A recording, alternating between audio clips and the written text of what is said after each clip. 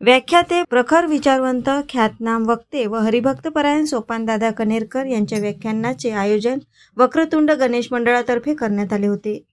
ध्येयवेडा तरुण म्हणून प्रसिद्ध सोपानदादा महाराष्ट्रात व्याख्यानाद्वारे परिवर्तन घडवतो आहे। त्यांच्या व्याख्यानात चाहत्यांची गर्दी त्यांच्या शब्दब्रह्म्याची किमया दाखवून विचारातून ते देतात।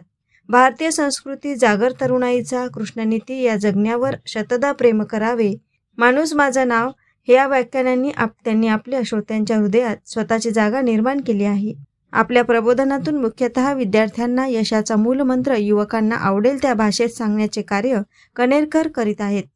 नेहमी भारतीय संस्कृतीचा आग्रह करत प्रत्येकांना वृद्धाश्रम ही संकल्पना बंद करण्याचा संकल्प मांडित आहे। गर्दीचे नवनवीन उच्चांक मांडित महाराष्ट्रात होणारी त्यांची व्याख्यानेच त्यांच्या लोकप्रियतेची साक्ष देतात।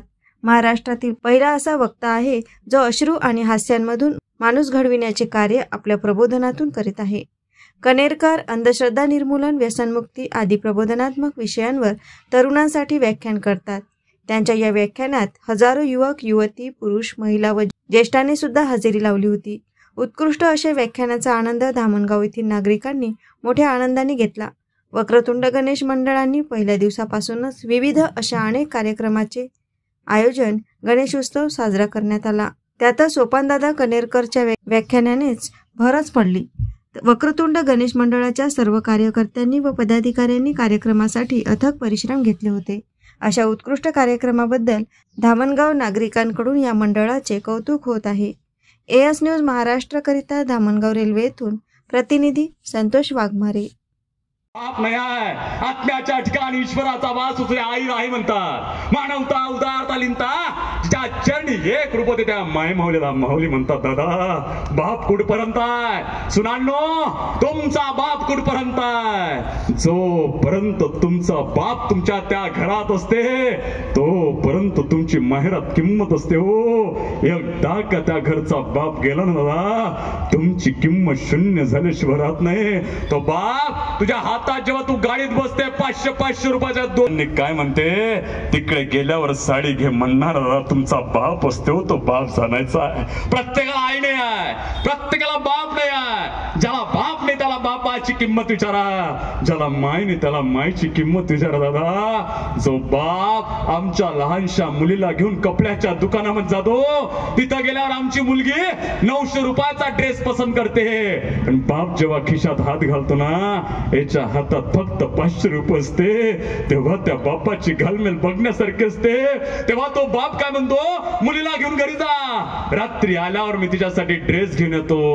हा बाप दिवसभर राबतो, रात्री तिच्यासाठी जाताना ड्रेस घेऊन जातो। जेव्हा घरी जातो तेव्हा मुलगी झोपली असते, आणि बाप जेव्हा सकाळी दादा कामाला जातो तेव्हा मुलगी केव्हाची शाळेत गेली असते। दादा तो बाप जाणायचा।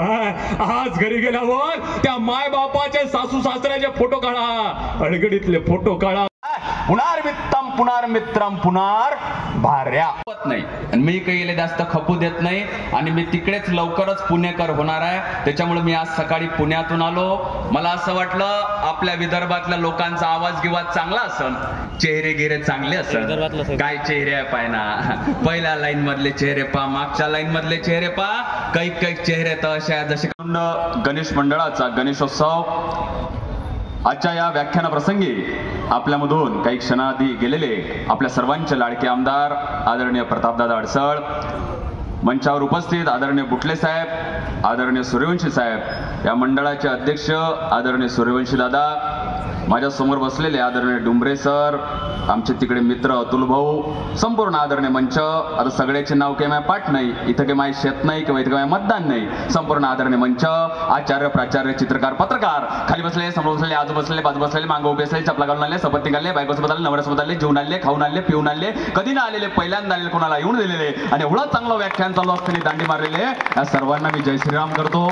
विदर्शी व्याख्यानाची सुरुवात कशी करायची आहे, सर्वांनी आपापले दोन हात असे घ्यायचे, असे घ्यायचे काका, असे घ्यायचे काकू, सर्वांनी घ्यायचे आहे, मागच्या उभे असलेल्यांनी घ्यायचे आहे, सगळ्यांनी घ्यायचे, अतुल भाऊ तुम्ही घ्यायचे आहे। चला मला भारत माता की ठेवून द्या खाली, काही कामाची गोष्ट नाही। मला असं वाटलं असते तो 1 नंबरचा मुकणे असते, त्यामुळे हसायचा, आनंद साजरा करायचा, आणि व्हिडिओ शूटिंग वाले दादा बंद करा ते।